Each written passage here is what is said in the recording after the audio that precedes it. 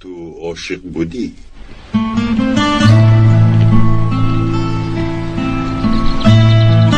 عاشق بودم. مگر بادی ترس وزید؟ نه رئیس. از بحر دوست داشتهت گذشتی؟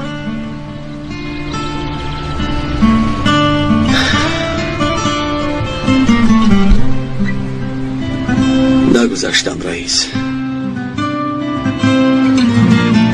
بلبل از بحر گل نمی گذرد. فکر کرده کبسن.